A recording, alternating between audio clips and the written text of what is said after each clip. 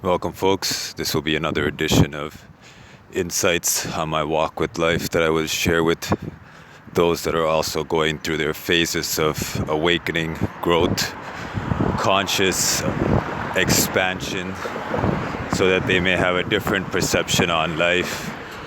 And by having this different perception, they realize the greater essence of life itself. And they can use the experiences, knowledge, insight, discernment that others have gained and passed along so that their walk becomes much, much easier. So to start off, we live in a world where there's habits, there's laws, there's nations, there's certain storylines and narratives that exist beyond our control. We are born into this world of pre-organized structure. We assume this structure is permanent. We assume the laws are made, the normalities, the habits, like shaking hands in certain areas, bowing in other areas. These are things that are definite and permanent, and we never once question these things. So we go along with them, assuming since we are born into that structure, we are born into that narrative or matrix program coding, that we ourselves are part of that programming, and we have to go along with it until we learn something new, until we change it for ourselves. But that is a false concept.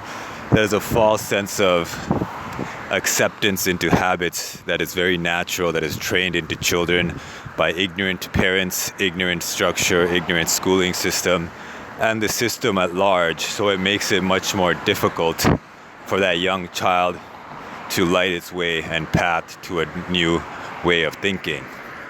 Now, in this world, each individual is born, they assume that they are the property of their parents, and the parents assume that they are the property, or the child is a property of them, but that is not so. Each individual human is a sovereign, is a creation of God, is a creation of life itself.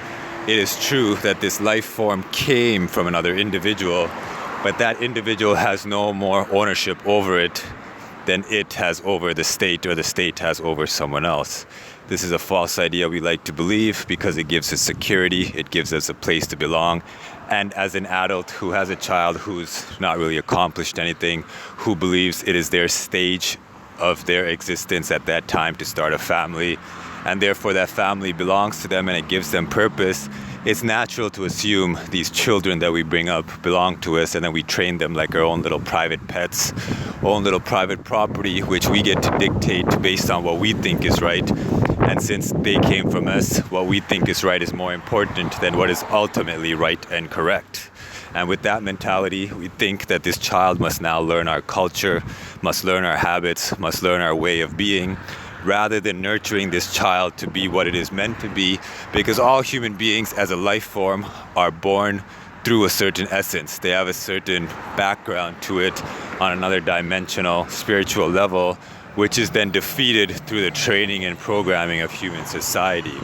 So if you understand that, we have to also understand that the programmings, that the things called cities, the things called structure, the things called nation, they do exist in this 3D realm, but there's a way to not allow it to enter into our conscious essence.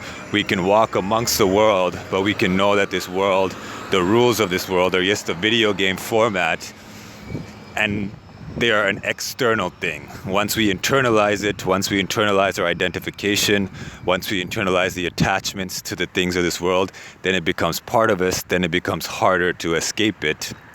Because the very act of escaping a habit, the very act of escaping an identity or an attachment, is an escape from the concept itself and not disappearing or dispersing the concept.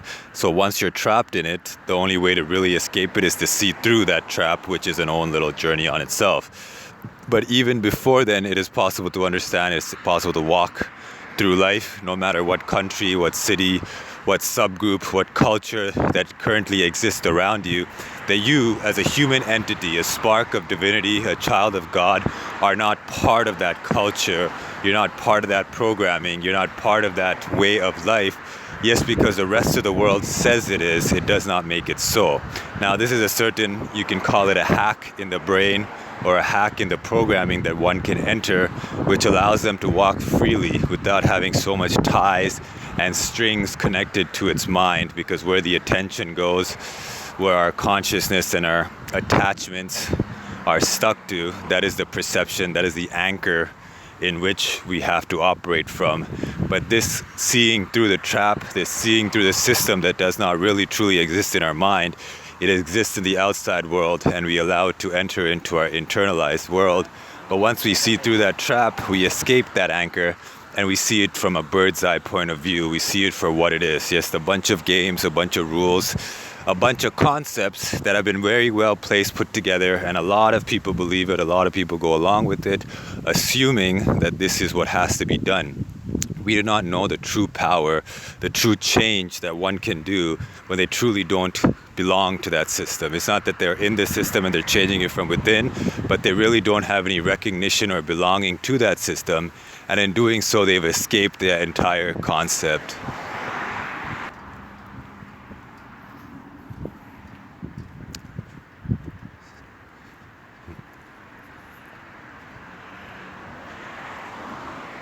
Now, if you've made yourself familiar with the concept of the Old Testament, the New Testament, where the Old Covenant was that Jews were the chosen people of the one living God, and that a prophet, a chosen one, a savior of mankind will come from that chosen people. And once he came, Jesus proclaimed that there is no difference between Jew and Gentile, and all those that accept him, all those that are adopted through taking in his faith the sacrifice that he has done for humankind, then there is no separation amongst humanity as a whole. One consciousness, the one essence, Christ consciousness, we are all one human being, comes into effect. That is a true essence, but there is a few minds, there is a few logical thinking concepts that would assume that since there was once an old genetic chosen people, and now there is a new covenant, which some do not believe it's so, because they still assume that they are the chosen people and they still have a Messiah coming on their end. But the real truth is, once that chosen people, there once came a prophet from there, a chosen one, a child of God, who then through his love, through his grace, and through his sacrifice created a new covenant, which included all things. Whoever chooses or whoever accepts him into their life, they then become the children of God rather than the genetic lineage. Now, one might not be able to accept this because genetics means such a great thing, and how can spiritual genetics overcompass and overpass the true essence or the true lineage of the chosen people?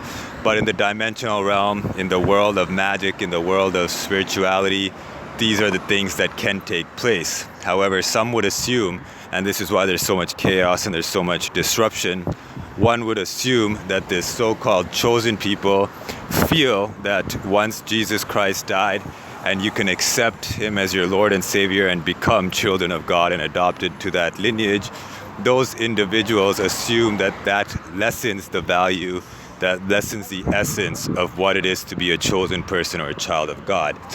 It is like assuming that there were 100,000 people who were picked, who were special, who were the VIPs, and now there's millions and millions of VIPs, and they assume that that weight that those 100,000 people carried has diminished because there's more people that carry that VIP status now. But this is underestimating the true power and the true essence of God, who his love, compassion, and choosing is indefinite, and there is no limitation to it. Mankind in its fallen state unfortunately tries to limit God's power, God's essence, and God's love through our own understanding, through our limited perception of how things should work, what justice is, what law is, what equality is, and all these other concepts. And therefore we limit what is capable by God himself. But once you understand that there was a new covenant made, and that new covenant did not lessen the value of God's chosen people, did not change anything to the merit or the VIP status of it, it just expanded, glorified, and brought all of God's children who have been as they say, destined, pre-chosen, and that is why they were ever awakened and brought to being able to know the truth of Jesus Christ. It accepted all those folks into that lineage. It accepted all those folks into that truth, and because they've done this, many people, if you were a certain special individual, if you were a certain special group, who then lost that merit to more people who you feel were not deserving of it, might have a little resentment, might have a little hatred, a little jealousy, if you will, which is the old Cain and Abel story, if it all connects back to history, lineage, and the spiritual warfare that takes place. And that is why there's so much discord, so much strife amongst individuals and their storylines and their narratives, why some do not accept it and some accept it. But in the end, we must understand when the new covenant was made, when Jesus Christ came and God sacrificed his one and only begotten Son, and it pleased him to strike him because he knew the sinfulness of man. We cannot fully comprehend such actions, such essence, especially when it comes to the ritualistic magic world that dimension operates on. But because this was done so, there is a new covenant, and anyone, and this goes back to the story you tell yourself, the way you feel about yourself, what is the background river in which you come out of, that river in itself makes you a chosen child of God. And in being a chosen child of God, you have a certain essence that comes over you, a certain way you act, a certain energy that brings about you. And that is why it says, give to Caesar what is Caesar's and give to God what is God's. Because sure, you are of this world. Sure, you operate amongst the programmings, the matrix codings, the culture, the rules that have been created by the system at large to keep the system functioning. But once you no longer operate, or once you see past the system rules, the system codes, because your eyes have been awakened, for those with eyes that see, you do not fight against the system, because you know that you are not part of the system. You are not here to change it. You are not here to conquer it. You are simply here to be a beacon for those others that have also been chosen by God with this pre-knowledge that he has, with the awareness of all things, that you may encourage those to seek truth and become those chosen by God and to be children of God.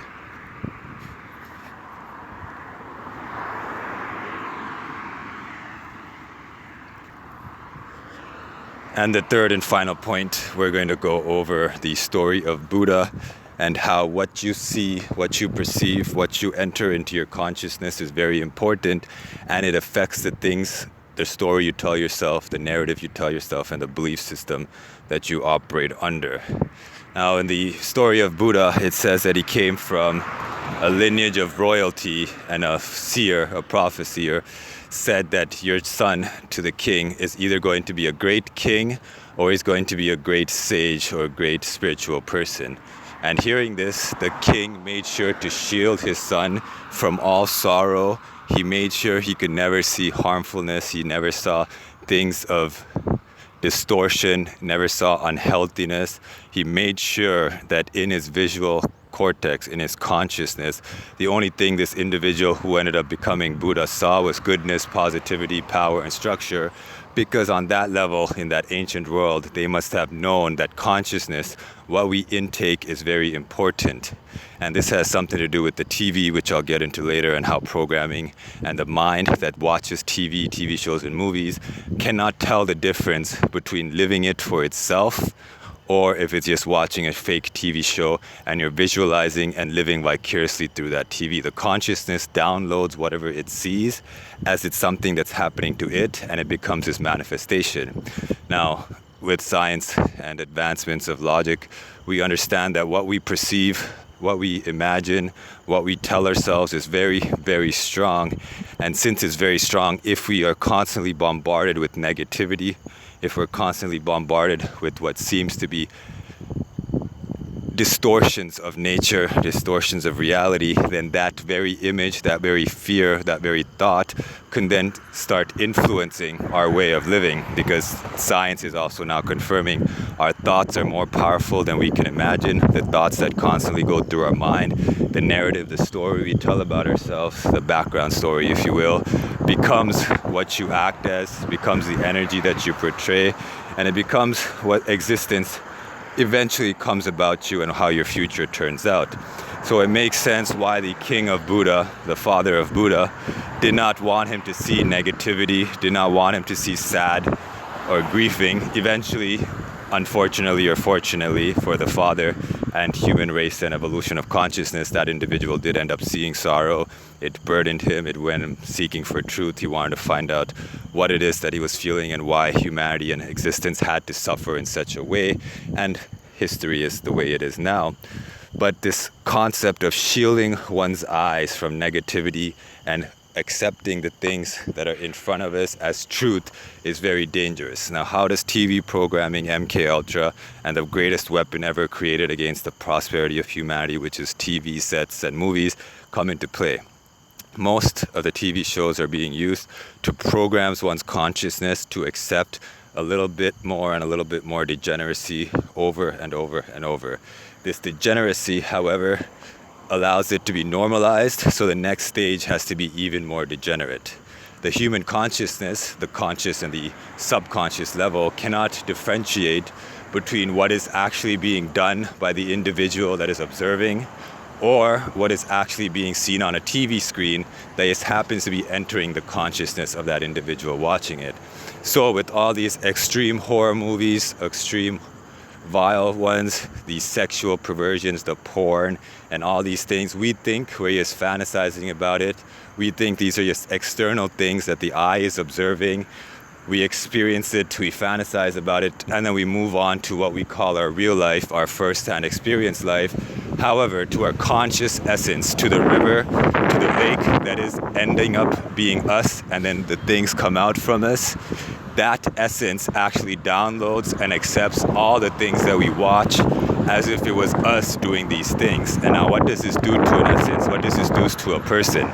The river, the consciousness, or the lake, which ends up being us, the story we tell ourselves, downloads all this information, downloads all the horror, downloads all the discrepancies, downloads all the vile porn or the gruesome murders, movies, the TV games that we watch, and it makes that in which the flower grows out of. The soil becomes corrupted with negativity.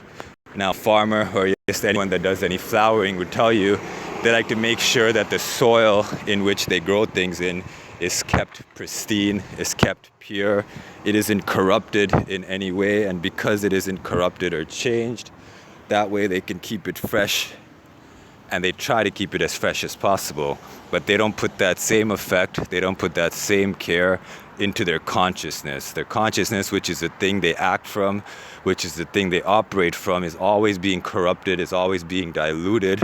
And that is why many people say don't watch certain movies. It enters your mind and it corrupts you. But nowadays, in current modern essence, people don't take that to heart. They assume these are just random talks of an individual. They're just trying to scaremonger the kids.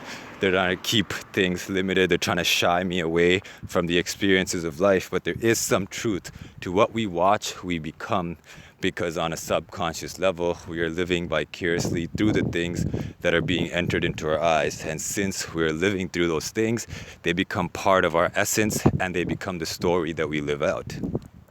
However, once one starts searching of what they are, who they are, what their story is, then this picture that you're observing this whole time becomes relevant. There is no obligation to be the same person we were 5 minutes ago. In a society that is so closely built amongst other people, when an individual fully changes, when they have a renewal of the mind and they see through the trap, see through the narrative that they live through, others around them also have, most individuals, not real relationships, but they have avatars. They have certain images and narratives they build about the people that they meet. And in fact, it is that image that most people have a relationship with. It is that image that most people are interacting with, and not the actual real human being that stands before them. There is always a barrier. There is always a separation, and that is why there's so much sadness, loneliness, and void filling going on in human society, because there's no true relationships, there's no true fellowship and communion amongst human beings because of this barrier that we've built for ourselves, which is this false narrative, this false image or avatar we build about other people. We also build it about ourselves.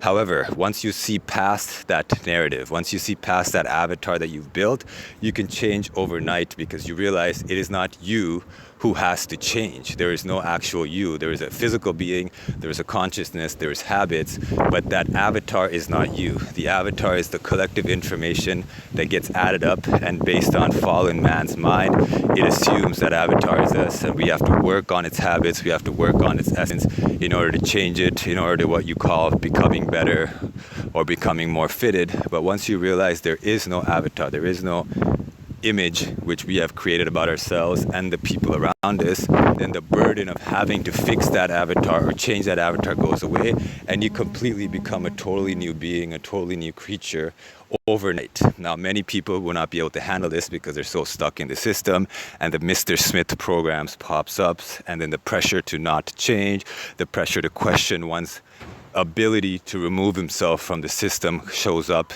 and it shame tactics you, or it pressures you not to go down that road.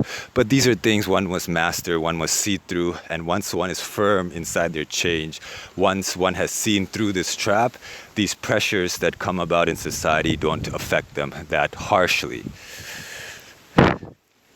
And these are the kind of things that all come about through inward search. This outward knowledge can be helpful. It can be intellectual dopamine hits because we hear the things that we recognize internally, and it feels good, it sounds right, and it makes a lot of sense. But when you do the inward search, when you test your consciousness, when you go internally and find out exactly what it is that is searching, who is it that's searching, what is that thing that thinks, during this search, these answers will be explained to you yourself. Your own mind, your own consciousness, your own discernment will answer these questions for you, which will make much more in-depth change, in-depth value than hearing this information from an outside point of view, because from an outside point of view, it doesn't have the same value, same push, same strife as you would if it was an internal discovery. And on that note, folks, make sure to check out my Patreon. This will all be downloaded on audiobook and a regular book for those to be shared with, and a little support to go along to make this book possible would be greatly appreciated. You can find it at Patreon, PayPal, and also the GoFundMe page. Stay safe.